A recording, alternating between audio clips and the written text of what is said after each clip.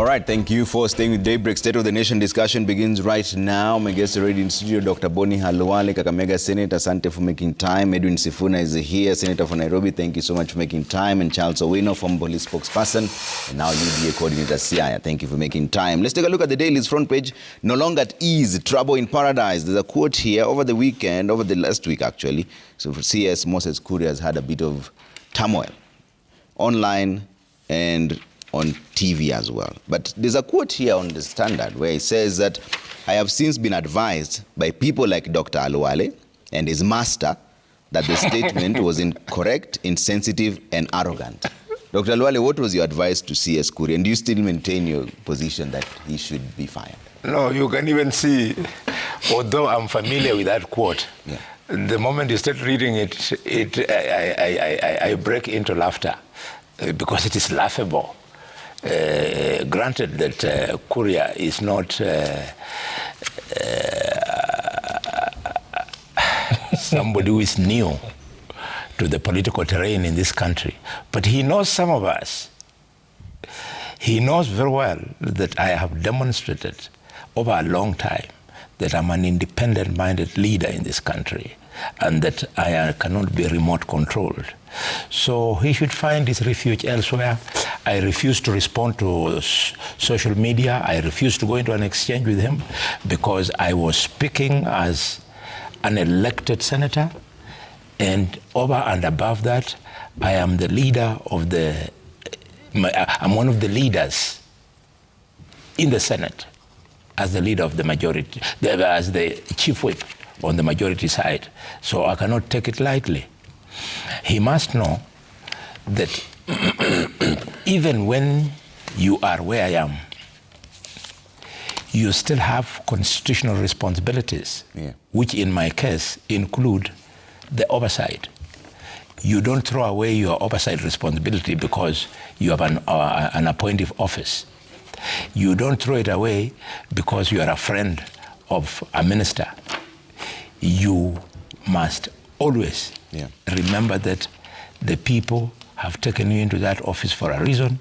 The president has appointed you for a reason, and therefore you discharge. It should not be lost to him that we still reserve the right to invite him to Parliament, up to and including censoring him. So he should go easy, do his job, apologize to Kenyans. We were never elected as Kenya Kwanza to insult Kenyans. We were never elected by Kenyans to show them the middle finger. We were elected so as to make a difference. And when the going gets rough, the way it is now, let us leave it to Sifuna and his team to do the kind of theatrics that they are doing while we work.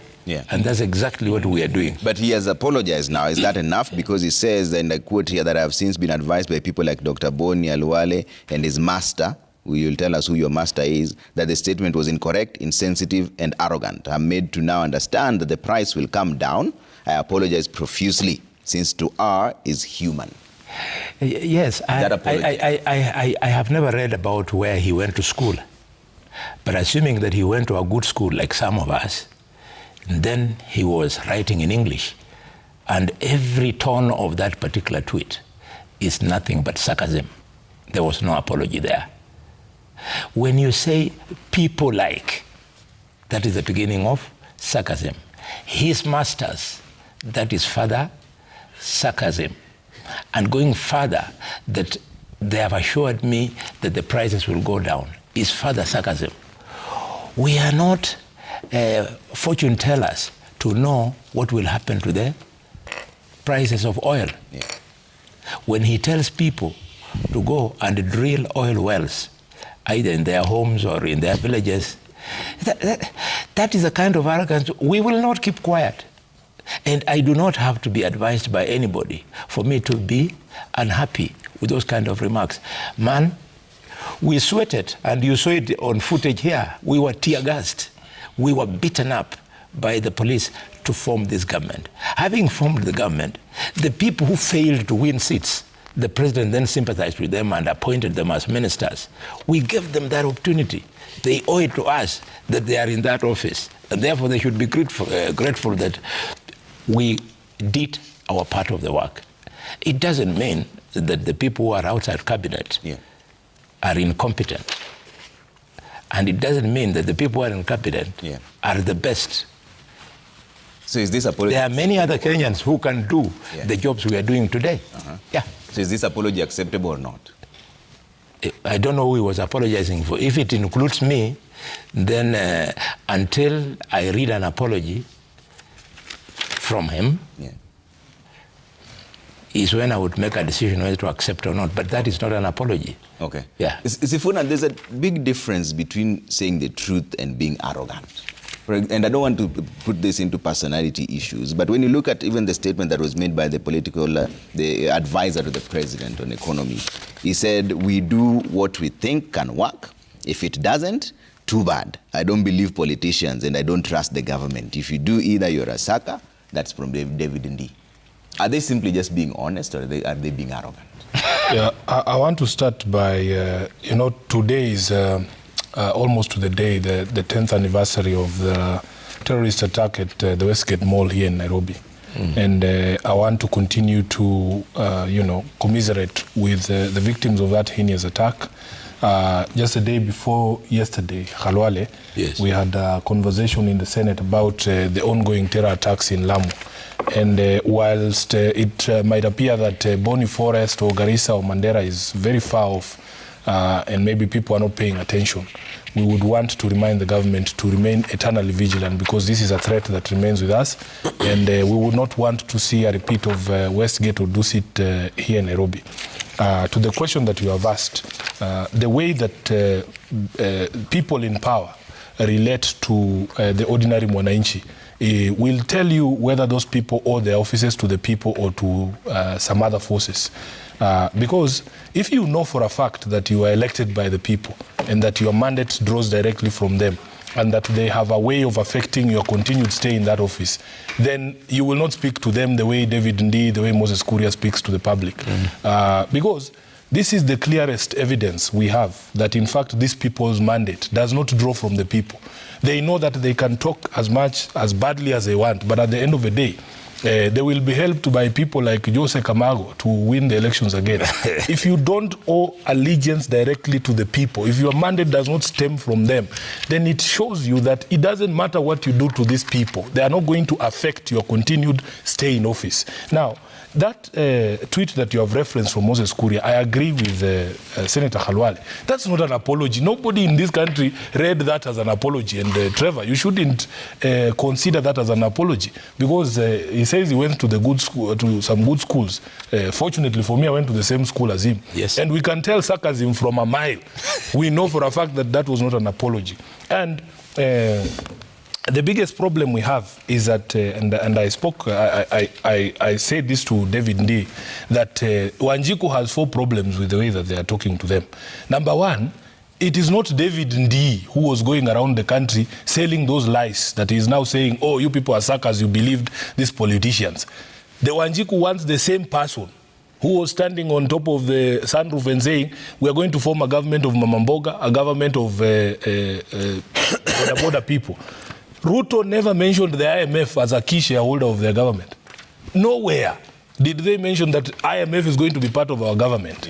Number two, the tone that was employed at the election is not the current tone. You know, it's like when you are wooing a woman to marry her, and you have all these sweet little nothings that you whisper in her ear. And then when she comes and moves into your house, anakuta ground me different. Every single day, you insult her, you beat her, you deny her food, but she can't go anywhere because you've already made her pregnant. You know, that is very, very wrong. This is exactly how the Kenya Kwanza government is treating mwananchi. People want the same face, the same tongue, and the same tone.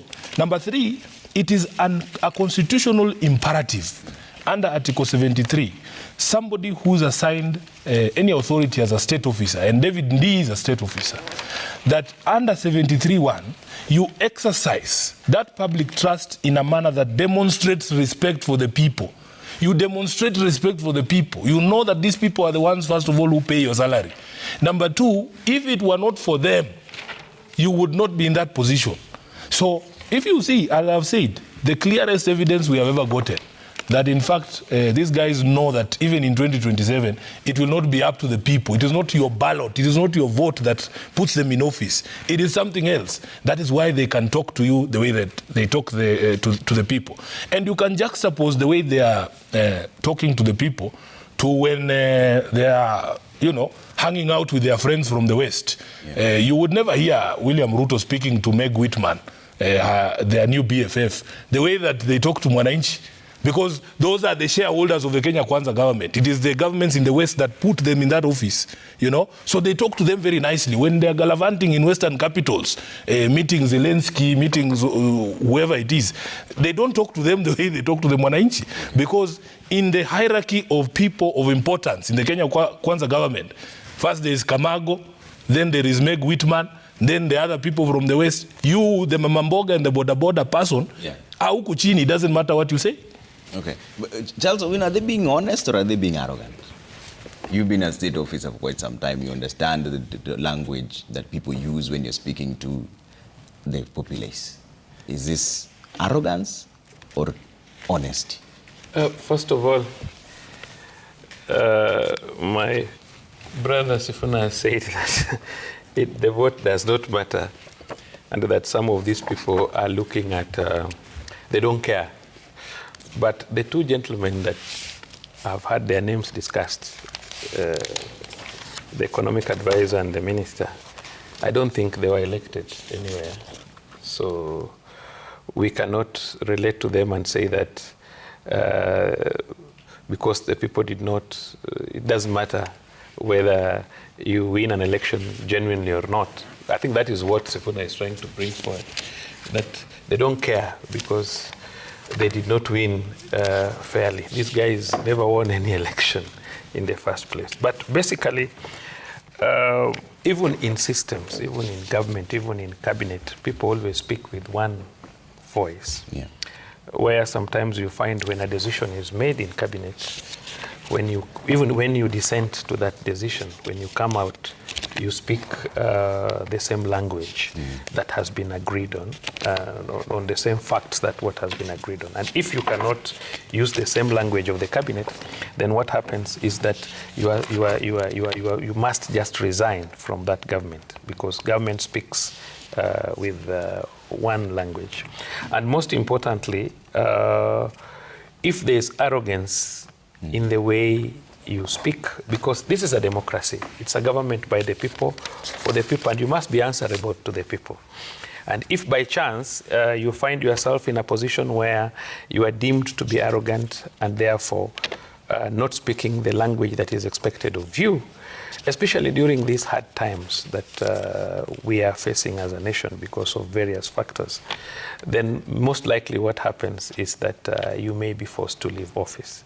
So the only challenge is that it is the prerogative of the head of state to make that decision.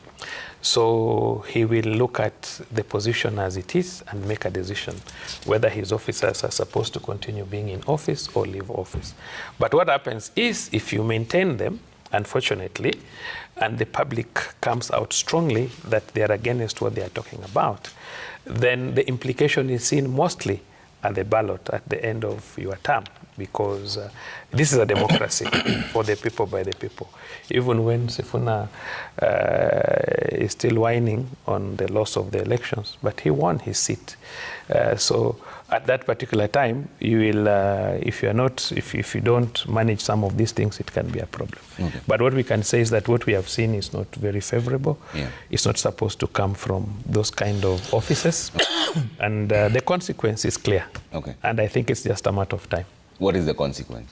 The consequence is you lose your job, you lose your seat. Okay. Yes.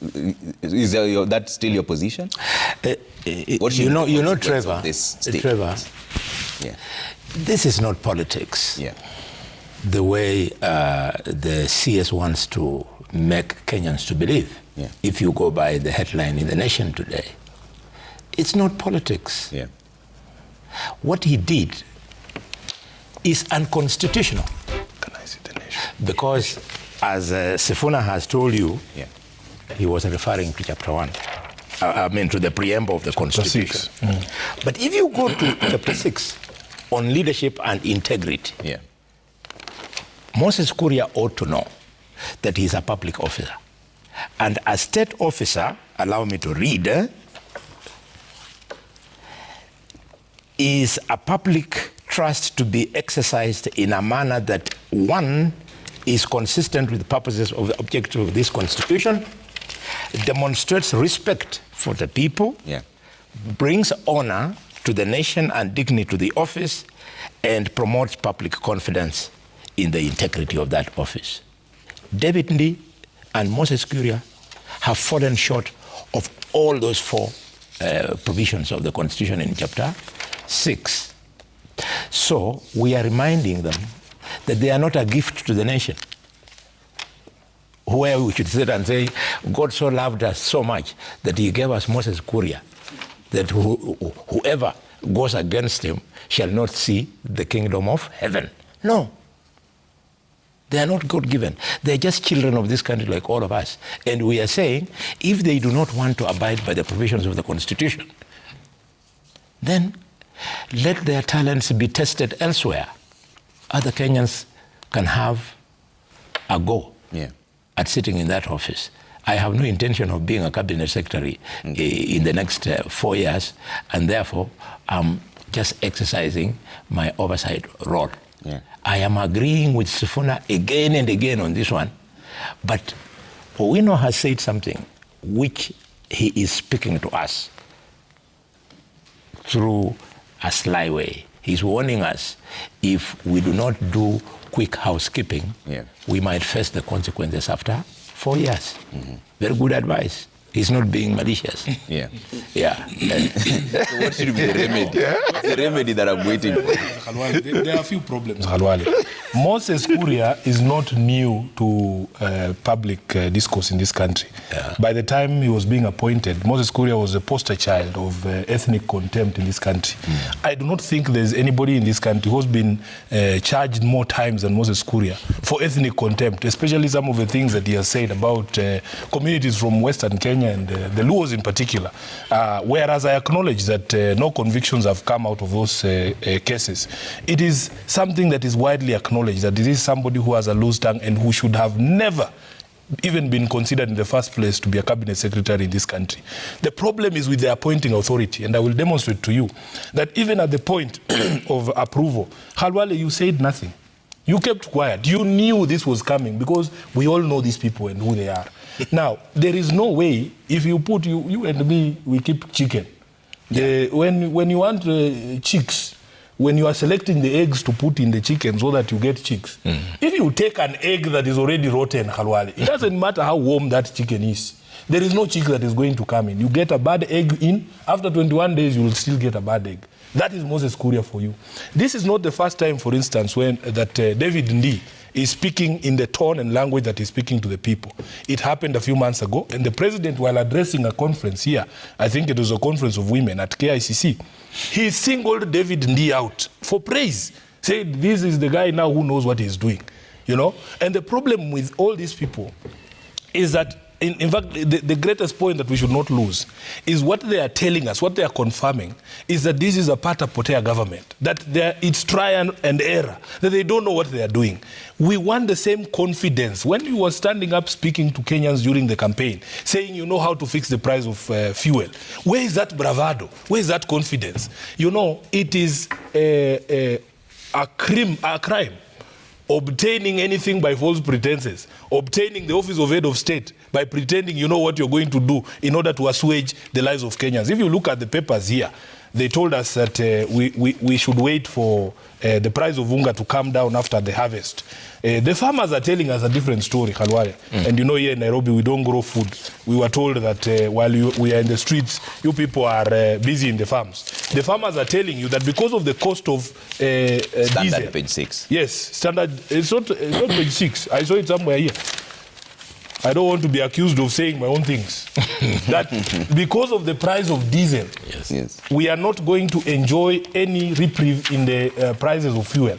prices of food. Yeah. And this is what we've been saying, that in fact, when you see even CS Davis Chirchir saying that, oh, for the price of fuel, there's nothing that we can do. It is not true, Khalwale.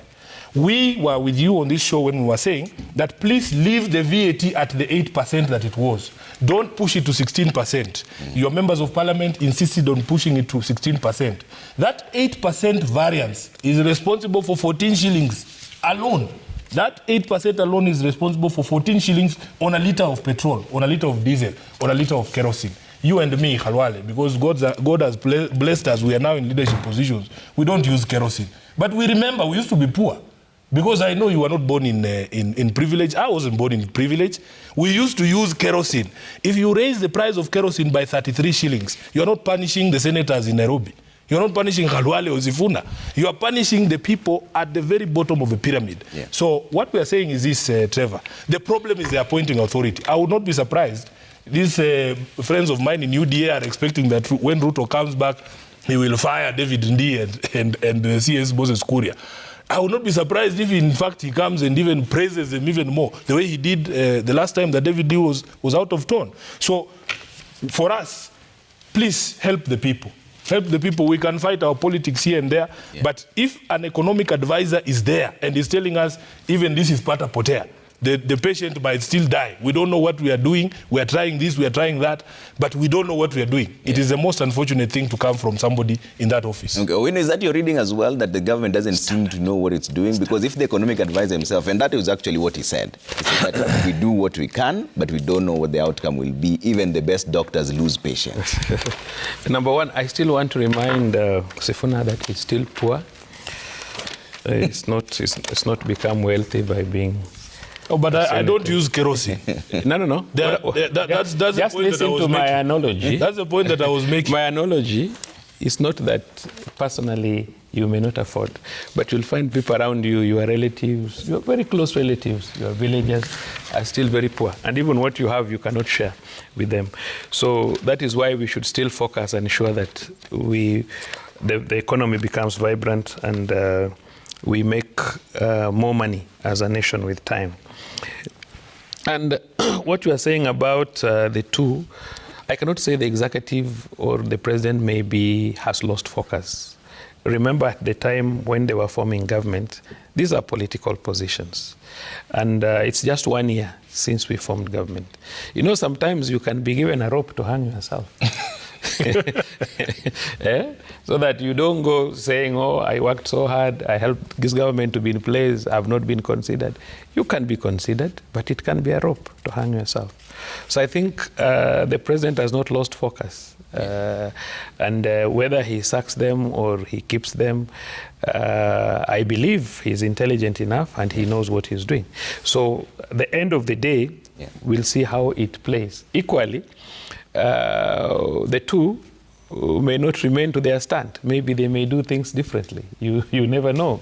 Okay. So it is still his prerogative to make a decision in his government on who he wants to be in the cabinet or who he wants to be in whatever. But what would be your advice? Whatever place. I won't advise. I won't qualify to advise on that. The reason why I don't want to do that is because it would be very sad, for example, if you would advise in a certain way and it's not done.